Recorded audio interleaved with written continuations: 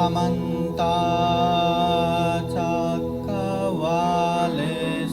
अत्रा गच्छन्तु देवता सातामं मुनिराजः शृण्वन्तु साकमोक्षदं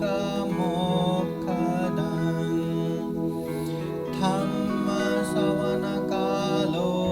अयं भदन्ता धम्मश्रवणकालो अयं भदन्ता धम्मश्रवणकालो अयं भदन्ता नमो तस्स भगवतो अरहतो सम्मा सम्बुद्दस्स।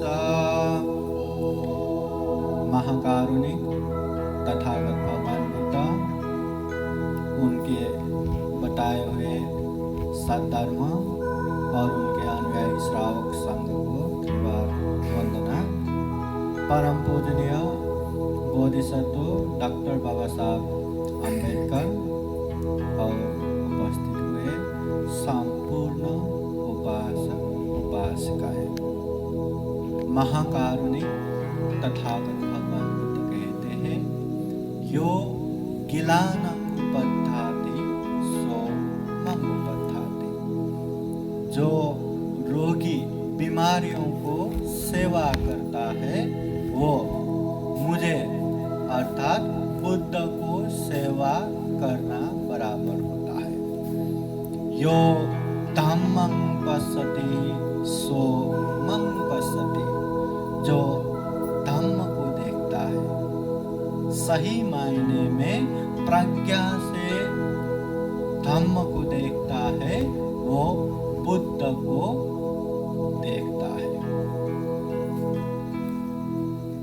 तुम में ही किच्चं आतपो अक्खातारो तथागता। बुद्ध कहते हैं, चलना तुमको ही है। मैं अर्थात तथागत बुद्ध केवल रास्ता दिखाता है, केवल मार्ग दिखाता है, चलना तुमको ही है। तथागत भगवान बुद्ध कहते हैं, सब्बे सत्ता कम्मसका। तुम जैसा कर्म करोगे, ये शरीर से, ये वाणी से या मन से जैसा कर्म करोगे उसके भागीदार तुम खुद ही बनोगे। अच्छे कर्म करोगे तो अच्छाई मिलेगा, बुरे कर्म करोगे तो बुराई मिलेगा। कुशल कर्म करो या अकुशल, अच्छे करो या बुरे करो, पाप करो या धर्म करो, जो करता है वही भरता है। जो करता है वही उसका भागीदार होता है। और तथागत बुद्ध ये भी कहते हैं, बहुम पिचे सहितं भासमानो न तक्करो होती नरोपमो। ज्यादा से ज्यादा धम्म की ज्ञान हासिल करके, ज्यादा से ज्यादा धम्म को जान के याद करके, या ऐसा भी कहे कि तथागत भगवान बुद्ध ने बुद्धत्व ज्ञान प्राप्ति के बाद गांव, नगर, जनपद, देश देशांतर चारिका करते हुए बहुजन हिताय बहुजन सुखाय के लिए ढेर सारे उपदेश दिए। महाकारुणिक तथागत बुद्ध का महापरिनिर्वाण 80 बरस की उम्र में कुशीनगर में हो गया। तो उनके महापरिनिर्वाण के बाद उनके सक्षम 500 अरहत भिक्षुओं ने संगायना करके सारे बुद्ध वचन को एक जगह पे संग्रह किया, धम्म और विनय के रूप में। बाद में यही धम्म और विनय को त्रिपिटक के रूप में संग्रह किया, सुत्त पिटक, विनय पिटक, अभिधम्म पिटक। कहते हैं 84,000 धर्मस्कंद त्रिपिटक में समाहित हुआ है। तो तथागत बुद्ध कहते हैं सारे के सारे बुद्धवाणी कंठस्थ करके, सारे के सारे बुद्धवाणी पढ़ के, मुंह जबानी याद करके भी अगर उस हिसाब से अपनी आचरण नहीं करते, उसको पालन नहीं करते, तो उसका कोई भी औचित्य नहीं है, कोई भी फायदा नहीं है। उदाहरण दिया गया कि जैसे दूसरों के गाय बैल चराने वाले एक गोपाल जैसा, गाय चराने वाले जैसा, वो खूब मेहनत करके पहाड़ कंदरा यहाँ वहां जाके गाय भैंसे चराते हैं। जब दूध पीने के समय आते हैं तो मालिक पीते हैं, उसको नहीं मिलता। तो वैसे ही सारे बुद्धवाणी या ज्यादा से ज्यादा बुद्धवाणी कंठस्थ करके भी अगर पालन न करता हो तो उसका कोई भी उपयोगी नहीं, कोई भी फायदा नहीं। तो बुद्ध कहते हैं अपम पिचे सहितं भासमानो तमस होती अनुधम्मचारी। चाहे थोड़े ही बुद्धवाणी सुनो, थोड़े ही उपदेश सुनो, मगर उसको जान के बुझ के अपने व्यवहार में धम्म अनुसार पालन किया तो सही रूप में उसको फायदा भी होगा, उसकी हित और कल्याण भी होगा और अपने लोगों को भी हित और कल्याण होगा। जब हम बुद्ध वंदना लेते हैं तो एक गाथा ऐसे भी आते हैं इमाय धम्मानुधम्म पतिपतिया बुद्धं पूजे धम्मं पूजे संगं पूजे। हम बुद्ध को भी पूजा कर रहे, धम्म को भी पूजा कर रहे, संघ को भी पूजा कर रहे, मगर कैसे कर रहे? अगर हम सोचते हैं कि बुद्ध के मूर्ति सामने रखा, अनेक तरह से धूप दीप नैवेद्य पुष्प से पूजा किया, बस हमारा भक्ति हो गया, हमारा पूजा हो गया, तब तो हमने बुद्ध को जाना ही नहीं। और बुद्ध ऐसी पूजा से प्रसन्न होने वाले भी नहीं। तो बुद्ध को कैसे पूजा करना है?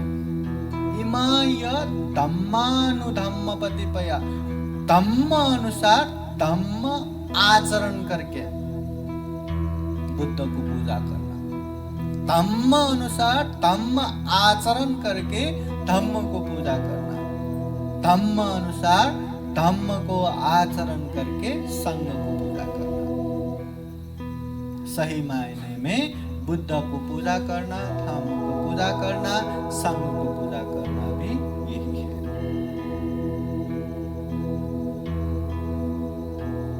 ये मनुष्य जीवन है। बुद्ध कहते हैं ये जीवन बहुत ही दुर्लभ है, सर्वश्रेष्ठ है।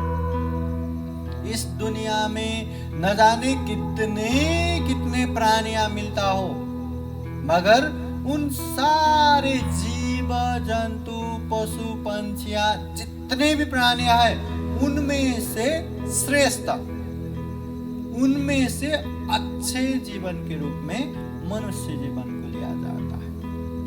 जैसे पाप और धर्म होता है, जैसे अच्छे और बुरे होते हैं, ऐसे ही प्राणियों में भी सुगति और दुर्गति के रूप में लिया जाए तो मनुष्य जीवन को सुगति के रूप में लिया जाता है। हम सुगति में हैं, इसलिए नहीं कि ठंडा हो गया हम कपड़े पहन सकते हैं, गर्म हो गया हम खुले खुले रह सकते हैं, घर बना के रह सकते हैं, दो पाँव से चल के अपने काम कर सकते हैं, इसलिए हम सर्वश्रेष्ठ हैं। नहीं,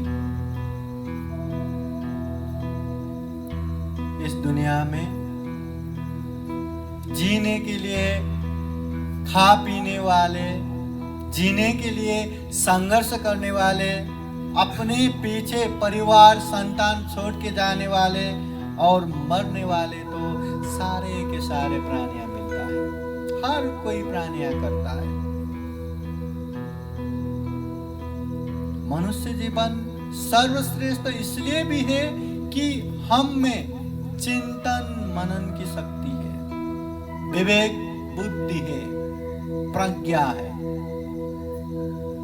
कोई भी चीज को अच्छे या बुरे, कुशल या अकुशल, उचित या अनुचित, पाप या धर्म, कुशल या अकुशल हम बरोबर जान सकते हैं।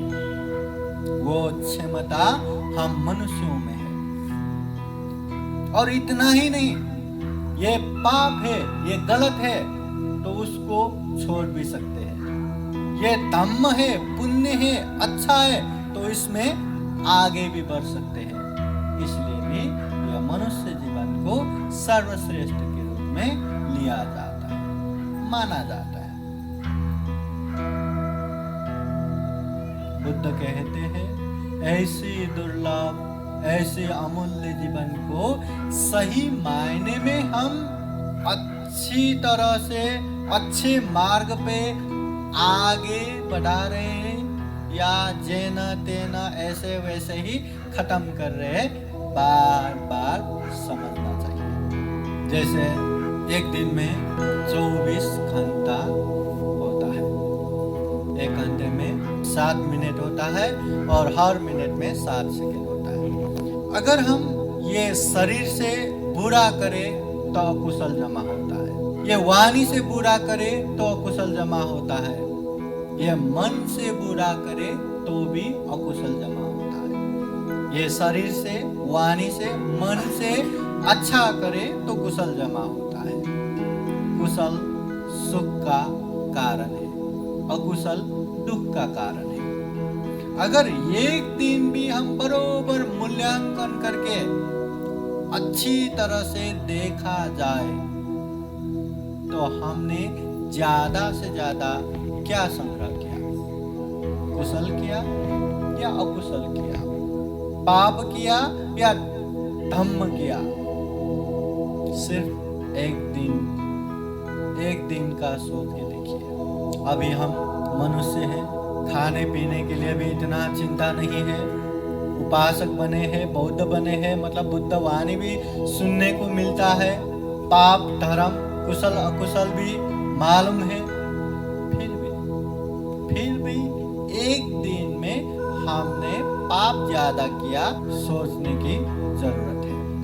अगर हम केवल वाणी से बोलना है या वचन से बोलना है, कल क्या करोगे तुम, पाप ज्यादा करोगे या धर्म ज्यादा करोगे? अगर बोलना ही है तो हम आराम से बोलेंगे, अरे कल तो मैं सुबह से वंदना लूंगा, बुद्ध की पूजा करूंगा, भक्ति भाव करूंगा, पाप तो मैं करूंगा ही नहीं, मैं बहुत अच्छा ही करूंगा। मगर होता है मिनट में ज्यादातर हमारा मन अकुशल की तरफ जाते हैं, कुशल में बहुत कम जाते हैं। तो एक दिन में हम बुरा ज्यादा या अकुशल ज्यादा इकट्ठा करेंगे, कुशल कम ही इकट्ठा करेंगे, तो क्या हुआ? कोशिश कर रहे सैकड़ों इंसान को दान देने से भी जो अच्छे हैं, जो सिलवान है, जो गुणवान है, उसे दान देने से ज्यादा पुण्य मिलता है। और जो सिलवान गुणवान है उनसे भी ज्यादा जो श्रोतापति फल में पहुंचे हैं, सकेटागामी फल में पहुंचे हैं, अनागामी फल में पहुंचे, अरहत हुए, मार्ग फल, धम्म के मार्ग फल, दुख मुक्ति के मार्ग फल में पहुंचे हुए इंसान को दान देने से ज्यादा पुण्य मिलता है। और उससे भी ज्यादा प्रत्येक बुद्ध को दान देने से मिलता है। और सम्यक संबुद्ध को दान देने की पुण्य उतना ही नहीं होता, बहुत ज्यादा रहता है। इसलिए दान अपने आप में सद्बीज है। ज्यादा से ज्यादा पुण्य प्राप्त हो, ऐसे हम अच्छी जगह पे दान देना चाहिए, वो भी श्रद्धा से, दिखावे के लिए नहीं, लोगों के सामने अपने नाम कहलवाने के लिए नहीं, श्रद्धा से। दानं ददन्तु श्रद्धाया। ये हम धम्म देशना सुन रहे, ये प्रवचन सुन रहे, 5 फायदा हमेशा होता है। असुतंग सुनाती, कभी न सुना हुआ अच्छे उपदेश सुनने को मिलता है। सुतंग परियोदपेति, बार बार सुनने से कंठस्थ होता है। तंगं वितरति, मन के शंका उपशंकाएं नाश होता है। दित्तिंगुजुं करोति, अंधविश्वास मिथ्या दृष्टि चला जाता है। चित्तमस पसिदति, मन में प्रसन्न भाव आता है, मन में अच्छी जगह पे श्रद्धा उत्पन्न होता है। इसलिए धम्म देशना सुनना चाहिए। एक बार तथागत भगवान बुद्ध धम्म देशना या धम्म प्रचार के संदर्भ में एक गांव में पहुंचे। तब तथागत बुद्ध के सामने बहुत सारे लोग जमा होके बुद्ध से प्रश्न करते हैं, तो भगवान हमारे गांव में बहुत सारे धम्म गुरु आके अपने अपने धम्म का उपदेश देते हैं और हर धम्म गुरु यही कहते हैं कि हम जो कह रहे हैं वही धम्म श्रेष्ठ है, वही धम्म उत्तम है।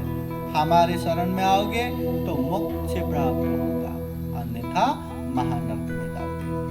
भगवान हमने तो ये धम्म भी सुना है, वो धम्म भी सुना है, ऐसा धम्म भी सुना है, वैसा धम्म भी सुना है, इस प्रकार का धम्म भी सुना है, उस प्रकार का धम्म भी सुना है, और हर धम्म गुरु अपने अपने ही धम्म श्रेष्ठ उत्तम बता रहे। हम कंफ्यूज हो गए, वास्तव में सही धम्म कौन सा है, श्रेष्ठ और उत्तम धम्म कौन सा है। तब तथागत बुद्ध ने ये नहीं बताया कि दूसरे जाने दो, मैं जो बोलता हूँ वही धम्म श्रेष्ठ है, वही धम्म उत्तम है। मेरे शरण में आओगे तो निर्वाण प्राप्त होगा, नहीं तो दुर्गति जाओगे, ऐसा नहीं बोला। तथागत बुद्ध कहते हैं, हे उपासक उपासिकाएं, ये धर्म गलत है, ये धर्म सही है, ये धर्म उत्तम है, ये धर्म खत्म है, ऐसा जानने से भी केवल 2 चीज जानो। जिस धम्म में ये 2 चीज अच्छे से बताता हो, सिखाता हो, वो धम्म श्रेष्ठ है, वो धम्म उत्तम है। तो कौन सा 2 चीज? बुद्ध कहते हैं दुख और दुख मुक्ति।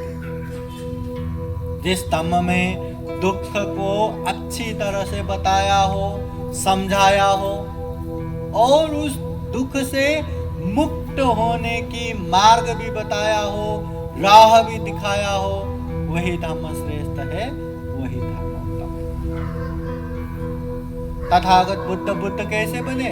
यही दुख सत्य, संसार दुखों से भरा पड़ा है, ये जान दिया। दुख समुदय सत्य, दुख का कारण है, तृष्णा है, ये जान दिया। दुख निरोध सत्य, अरे दुख का कारण है तो ये दुख को नाश भी कर सकता है, दुख मुक्त अवस्था भी है, निर्वाण है, ये जान लिया। और दुख निरोध गामिनी प्रतिपदा आर्य सत्य, अगर वो निर्वाण अवस्था है, अगर दुख मुक्त अवस्था है तो वहां पहुंचने की राह भी है, आर्य अष्टांगिक मार्ग है, शील समाधि प्रज्ञा है, ये जान लिया।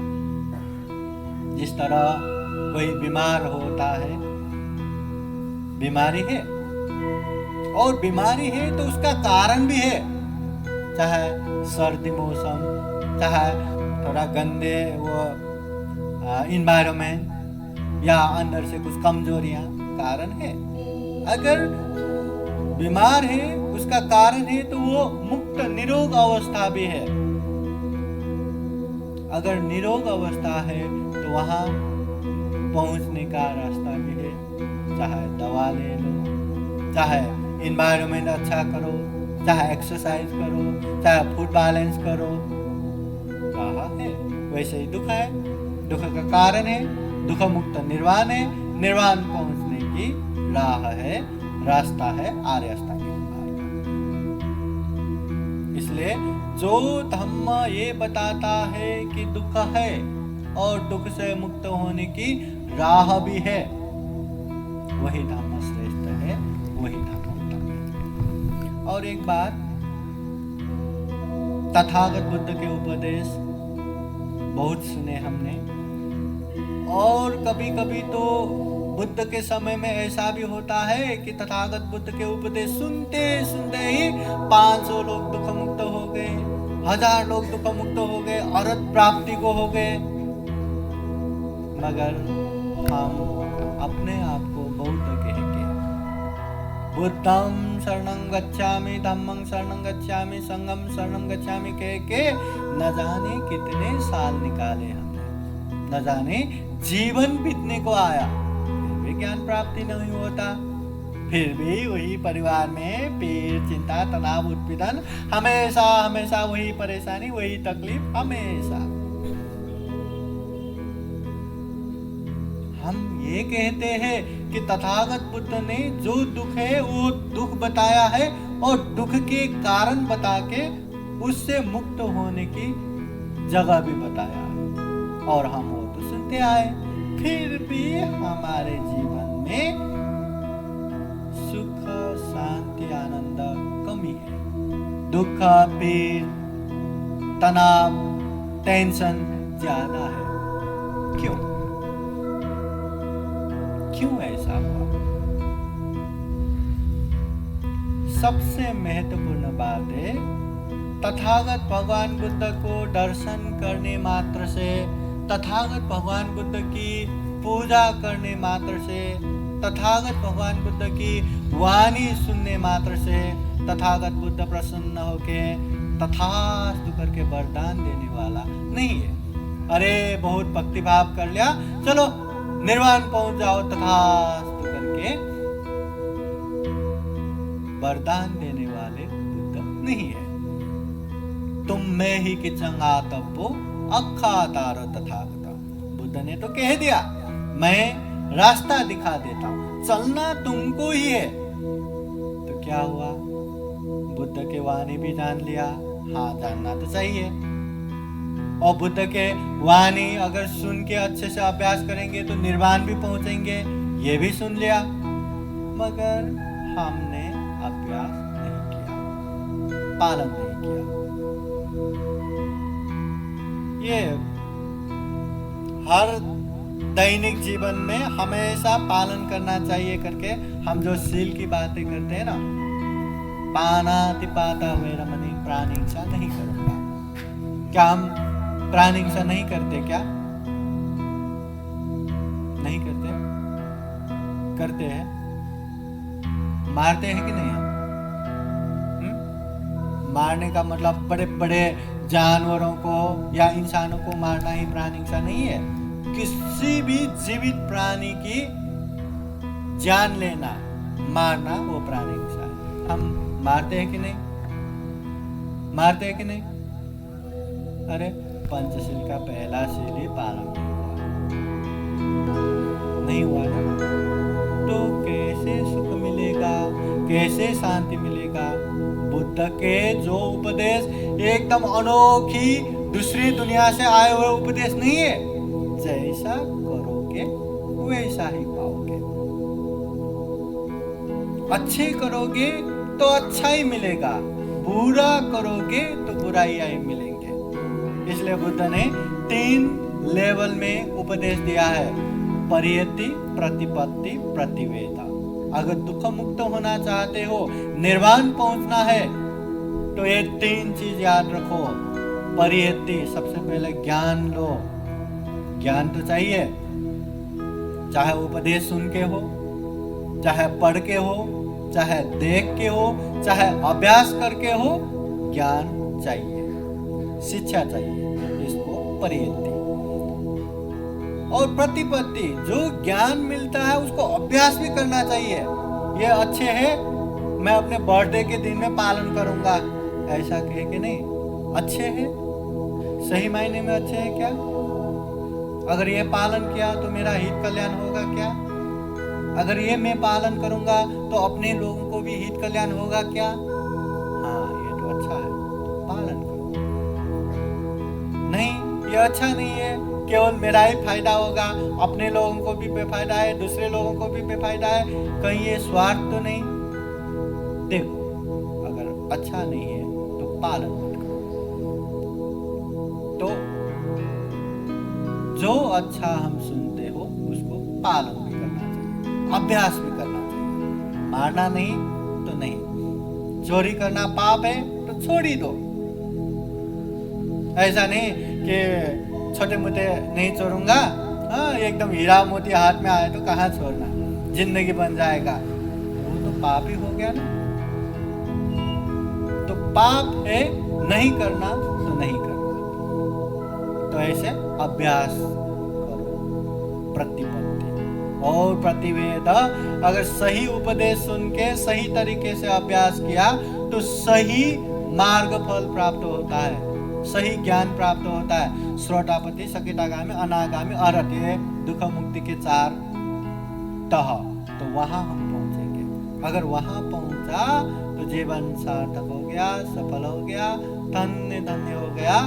फिर से हम दुख की तरफ कभी नहीं जाएंगे। ये 3 तह, परियति, प्रतिपत्ति, प्रतिवेद। जैसे कुशीनगर के बारे में आप लोगों ने जाना है क्या, सुना है? कुशीनगर वो पावन जगह है जहां तथागत बुद्ध का महापरिनिर्वाण हुआ। महापरिनिर्वाण सूत्र में तथागत बुद्ध ने कहा है, हे उपासक उपासिकाएं, जो मेरे बाद ये लुम्बिनी, बुद्ध गया, सारनाथ, कुशीनगर, जहां बुद्ध का जन्म हुआ, जहां ज्ञान प्राप्त हुआ, जहां धम्मचक्र प्रवर्तन हुआ, जहां महापरिनिर्वाण हुआ, ये 4 जगह दर्शन करने से मन में वैराग्य उत्पन्न होगा। मतलब पाप से अलग रहने की क्षमता और धम्म करने की कैपेसिटी बढ़ जाएगा, वैराग्य धाम बनेगा। तो ऐसी 4 जगहों में एक जगह कुशीनगर। अरे महापरिनिर्वाण बुद्ध का हुआ, ऐसी जगह, बहुत अच्छी जगह, जान लिया, जाना चाहिए, हाँ जाना चाहिए। तो कैसे जाए? अरे कुशीनगर जाने के लिए हम फ्लाइट से भी जा सकते हैं, हाँ ऐसे ऐसे प्लेन से जाओ पहुंचेगा। ट्रेन से भी जा सकते हैं, ट्रेन से ऐसे ऐसे यहाँ से स्टेशन वहाँ स्टेशन, हाँ पहुंच सकता है। अरे बस से भी जा सकते हैं, ऐसे ऐसे बस से जाओ पहुंचेगा। अपना पर्सनल कार ऐसे भी जा सकते हैं, या पाई पाई भी जा सकते हैं। तो सारे के सारे रास्ता मालूम हो गया, अरे ऐसा जाना चाहिए, वैसा जाना चाहिए। जब सब मालूम हो गया तब बुद्ध के सामने बैठ के, हे भगवान, ये कुशीनगर इतना अच्छा, उतना अच्छा, अरे वहां पहुंचने का इतने सारे रास्ते, ऐसे भी जा सकते हैं, वैसे भी जा सकते हैं, ये सत्य वचन से मुझे कुशीनगर पहुंचा दो, वह भगवान मुझे कुशीनगर पहुंचा दो। हम केवल प्रार्थना करेंगे और कुशीनगर की तरफ चलेंगे नहीं तो हम पहुंच पाएंगे क्या? क्या बुद्ध हमें उठा के कुशीनगर पहुंचा देगा? क्या पहुंचा देगा? चलना चाहिए, केवल रास्ता जानने से कुछ नहीं होगा, चलना चाहिए, तब जाके हम वहां पहुंच सकते हैं। और एक एग्जांपल देखो ना, ये मेरे हाथ में क्या है, ये बर्तन, ठीक है, देखिए ध्यान से, मेरे हाथ में है, ये गिर गया, ठीक है। अरे मैं बनते हूँ, 25 सालों से बनते बना हूँ, बहुत सारा बुद्ध ज्ञान मुझ में है, हाँ मैं अभी वंदना लेता हूँ, इतिपिसो भगवान सम्मा संबुद्धो विद्याधरण संपन्नो सुखदो लोकविदो। ये बर्तन मेरे हाथ में आ जाए, मेरे हाथ में आए, मेरे हाथ में आ जाए। आ गया क्या? नहीं आया ना? चलो मुझे परित्राण भी आता, करणीय मत कुशलेन यंतं संतं पदं अभिसमेत सको जोजा जोजा सुवजोजा समुद्वानतिमानि। ये बर्तन मेरे हाथ में आए, मेरे हाथ में आए, मेरे हाथ में आए। आ गया क्या? अगर मैं ऐसे पूजा पाठ करके बैठूंगा तो कब ये मेरे हाथ में आएगा? ये जो गिरा हुआ बर्तन मेरे हाथ में कब आएगा? कब आएगा? हो सकता है मेरे ये पूजा पाठ इतनी शुद्धता से इतना अच्छा हो गया और मुझ में चमत्कारिक शक्ति आ गया, रिद्धि आ गया, तो हो सकता है ये अपने आप मेरे हाथ में आ जाए, मगर वो कब पता नहीं, वो होना भी बहुत मुश्किल है।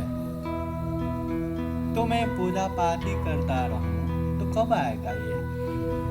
अब देखिए, ये बर्तन जो गिर गया ये मेरे हाथ में चाहिए। अब गिनो कितने समय में आता है? फक्त 1-2 सेकेंड, 1-2 सेकेंड में ये मेरे हाथ में। बस वो 2 सेकेंड के लिए हम जिंदगी भर पूजा पाठ करेंगे और यही प्रार्थना करेंगे कि ये मेरे हाथ में आए, ये मेरे हाथ में आए। क्या होगा? बुद्ध ने इतने आसानी से लोगों को उपदेश दिया, सामान्य से सामान्य लोगों की भी समझ में आए इस तरह से उपदेश दिया। सब पाप से अकरणम, कोई भी पाप मत करो, जो गलत है, जो बुरा है वो मत करो। कुशल स उपसंपदा, जो अच्छा है, जिसे हम धम्म कहते हैं, जिसे हम पुण्य कहते हैं, वो करो।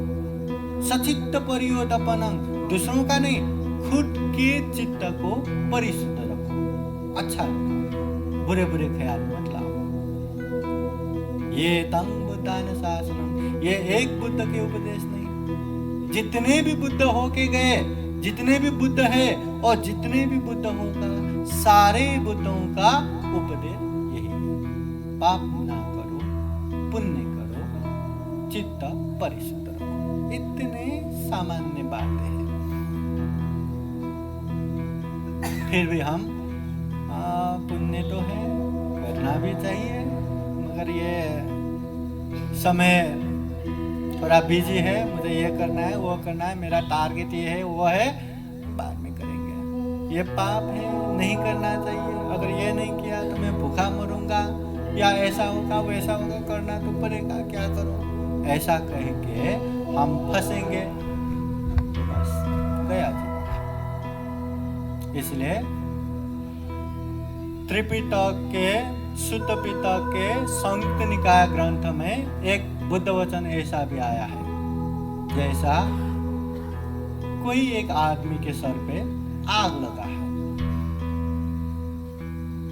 तो सबसे पहला उसका टारगेट क्या होना चाहिए?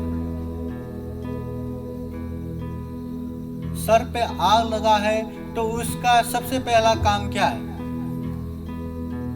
चलो आग लगने दो, लगता रहेगा, मुझे यहाँ मीटिंग जाना है, वहाँ काम पे जाना है, मुझे ये करना है, वो करना है, सारे काम करके आऊंगा, फुर्सत में घर में आके ये आग बुझाऊंगा। ऐसा करके वो काम में जाएगा या पहले आग बुझाएगा?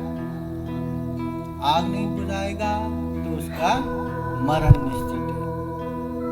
तो इसी तरह जिस तरह सर पे आग लगा हो तो सबसे पहला काम है आग बुझाना, उसी तरह हमारे जीवन में भी जरा जीर्ण रूपी अग्नि आग जल रहा है। हम जरा जीर्ण ये बुढ़ापे की तरफ जा रहे हैं, अशक्तता के तरफ जा रहे हैं, मरण की तरफ जा रहे हैं। इस तरह जरा जीर्ण रूपी आग लगा है, तो सबसे पहला प्राथमिकता, प्रायोरिटी हमको देना है कि जीवन में दुख है, दुख हमें पसंद नहीं, तो उस दुख को नाश करें।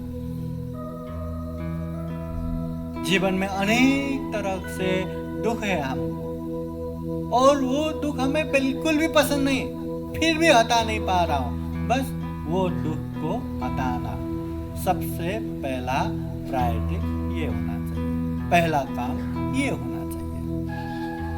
मगर इसके लिए भी हमको धम्म में बहुत पकना पड़ेगा, अभ्यास करना पड़ेगा, तब जाके वो लेवल में पहुंचेंगे। नहीं तो सुनने में तो अच्छा ही लगता है, पालन करने में बहुत मुश्किल।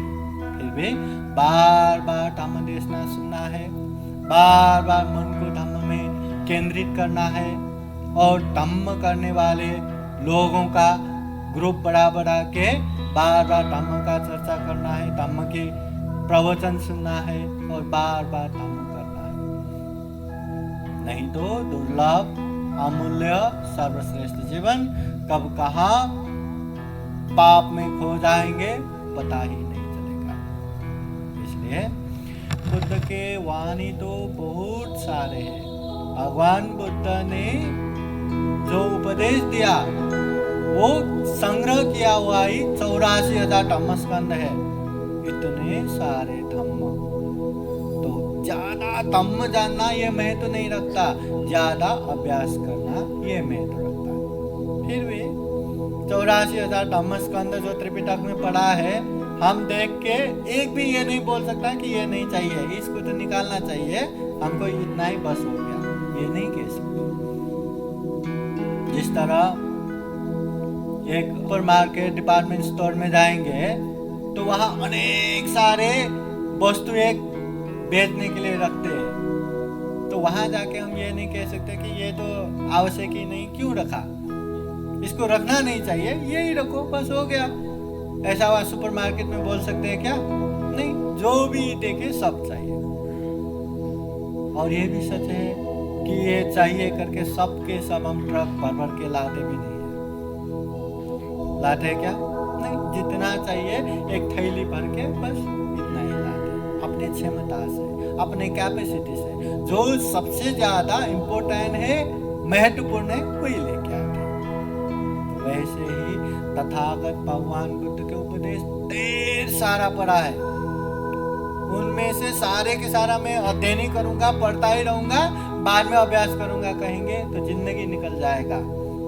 इसलिए जो भी मिले, जो भी अच्छा मिले उसे ले लो, समझो, और अच्छा लगे तो पालन भी कर ले जाओ, तब हमारे कल्याण होगा। इसलिए बुद्धवाणी खूब सुनने को मिले, पढ़ने को मिले, देखने को मिले, समझने को मिले, बुद्धवाणी को अपने व्यवहार पे पालन कर सके, अभ्यास कर सके, दुर्लभ, अमूल्य, सर्वश्रेष्ठ जीवन को सफल बना सके, सार्थक बना सके। फिर से एक बार आप लोगों के जीवन में बुद्ध का आशीर्वाद, धम्म का आशीर्वाद, संघ का आशीर्वाद हमेशा हमेशा रहे। बुद्ध धम्म संघ के अनंत अनंत गुण धम्म के अनुभव से आप लोगों के जीवन में सुख हो, शांति हो, कल्याण हो, मंगल हो। ज्यादा से ज्यादा पुण्य धम्म करते हुए सभी दुखों से मुक्त निर्वाण तक प्राप्त कर सके, ऐसी कामना करते हुए बुद्ध वचन पाली गाथा द्वारा आशीर्वाद देते हैं। सब लोग ध्यान से सुनिए। सभेतयो विवजन्तु सर्वरोगो विनाशतु माते भवत्वन्तरायो सुखी दीर्घायुको भव। भवतु सर्वमङ्गलं रक्षन्तु सर्वदेवता सर्वबुद्धानुभावेन सदा सोते भवन्तु ते। भवतु सर्वमङ्गलं रक्षन्तु सर्वदेवता सर्वधर्मानुभावेन सदा सोते भवन्तु ते। भवतु सर्वमङ्गलं रक्षन्तु सर्वदेवता सर्वसङ्घानुभावेन